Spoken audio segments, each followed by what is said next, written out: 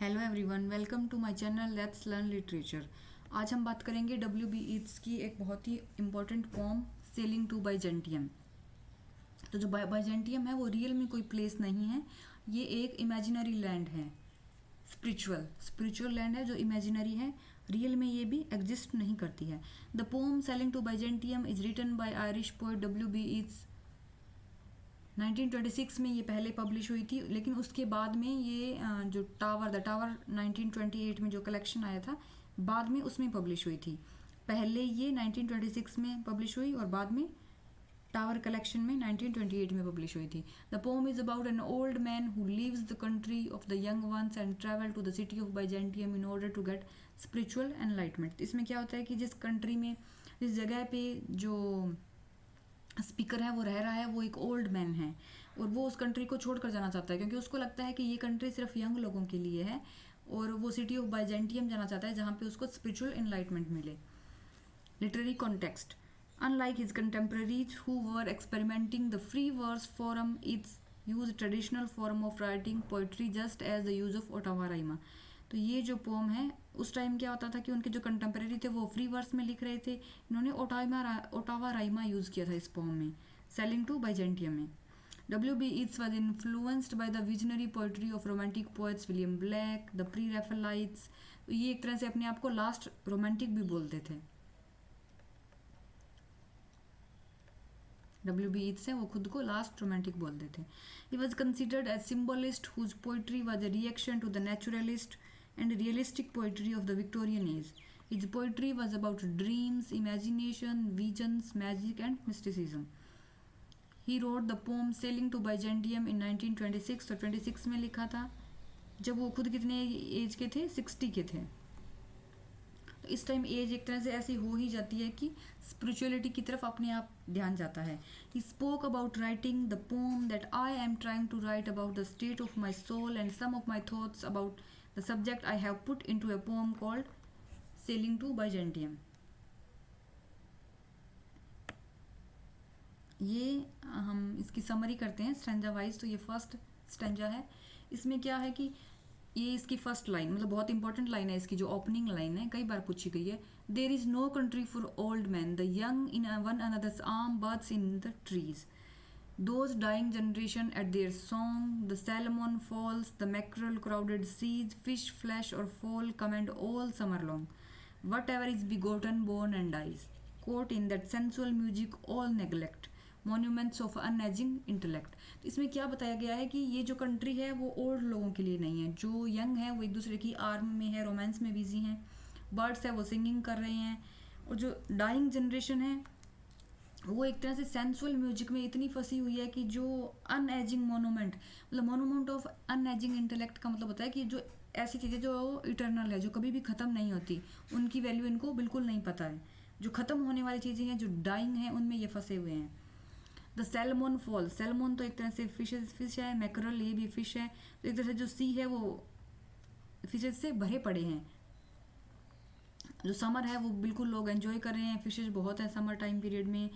जो बोर्न है वो मतलब एक तरह से रीबर्थ या इसी तरह से चल रहा है कि एक साइकिल चल रहा है कि जन्म हो रहा है, फिर डेथ हो रही है, फिर जन्म हो रहा है, डेथ हो रही है, इसी तरह से। और जो सेंसुअल म्यूजिक जो लोग सुन रहे हैं वो इटर्निटी को एक तरह से नेग्लेक्ट किए जा रहे हैं। तो यही इस फर्स्ट स्टैंजा में बताया गया है। The poem begins with the speaker saying that old aged people have no place in the world. The young ones are lying in each other's arms. Trees are full of singing birds. और जो सी है वो full of fishes हैं, tree पे singing birds हैं। Unaware that they will die one day, मतलब उनको कोई चिंता नहीं है कि एक दिन तुम लोग खत्म हो जाओगे, तो कुछ मीनिंगफुल वर्क कर लें, जो इटर्नल थिंग्स हैं उनके बारे में सोचें। Every living thing that is born has to be die one day. There all summer long the world rings with the sensual music that they neglect the old ones. They pay no attention to them. अब है second stanza.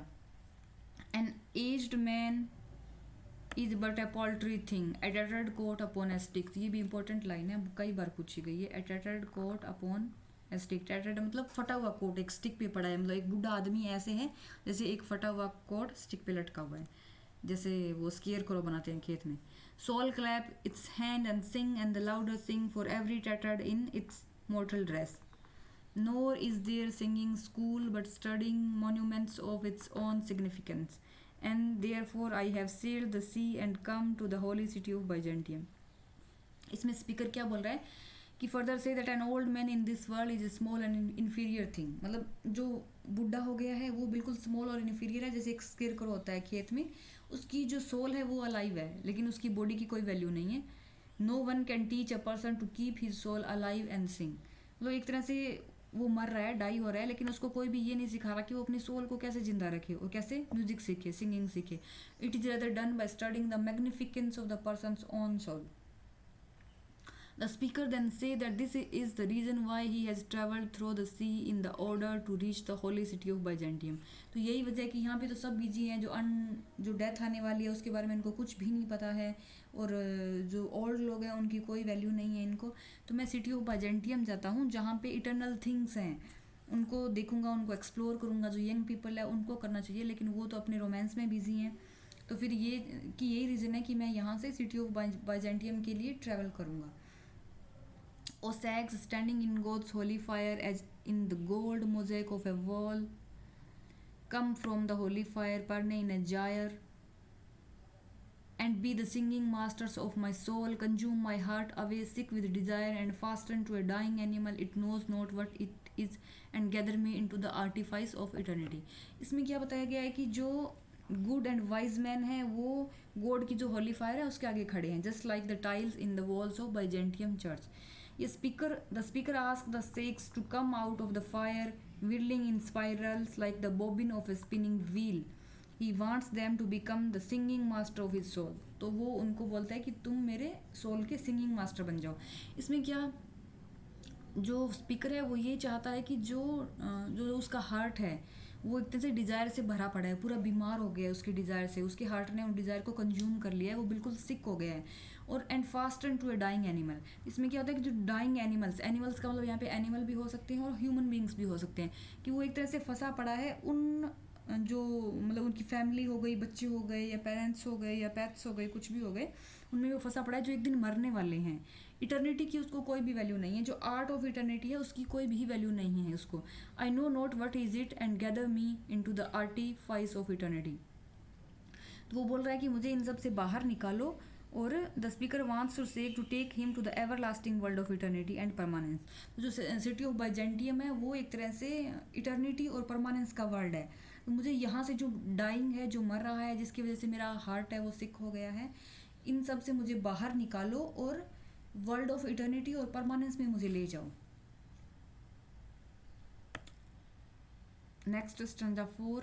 Once out of nature I shall never take my bodily form from any natural thing, but such a form as a Grecian goldsmiths make of hammered gold and gold enameling, to keep a drowsy emperor awake, or set upon a golden boat to sing to lords and ladies of Byzantium of what is past or passing or to come. तो इसमें speaker क्या कह रहा है?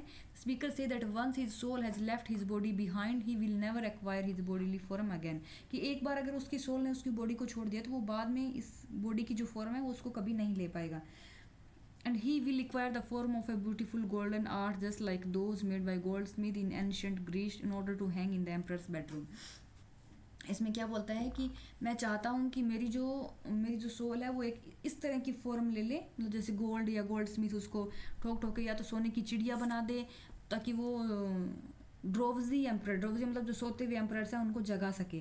तो उनके room में वो एक शोपीस बन जाए जिसको देख कर वो जागते रहें, या तो वो किसी रूम में गोल्ड का बना हुआ शोपीस बन जाए, या फिर क्योंकि जो शोपीस है उसकी तो इटर्नल है, वो तो कभी ख़त्म नहीं होगा, और या फिर वो एक गोल्डन ट्री की बो पर बैठ कर गाना गाए, मतलब एक बर्ड बन जाए, एक सोने की चिड़िया बन जाए जो गोल्ड से बने हुए ट्री की डाली के ऊपर बैठ के गाना गाए, और जो लॉर्ड्स और लेडीज़ है बाइजेंटियम की उनको वो बताए, वहाँ से जब गुजरे तो उनको वो बताए कि क्या पास्ट था, क्या हो रहा है और क्या होने वाला है. मतलब वो एक तरह से आर्ट की वैल्यू को बताया गया है इसमें. आर्ट है वो इटर्नल है और ह्यूमन बीइंग है वो एक तरह से मॉर्टल है. तो इसमें थीम क्या है? सेलिंग ऑफ बाइजेंटियम में क्या थीम है? Old age. एक तो ओल्ड एज को दिखाया गया, एक मोर्टेलिटी, मतलब ह्यूमन बींग्स है उनको एक तरह से ख़त्म होना ही है एक दिन, they are dying things, they are not eternal.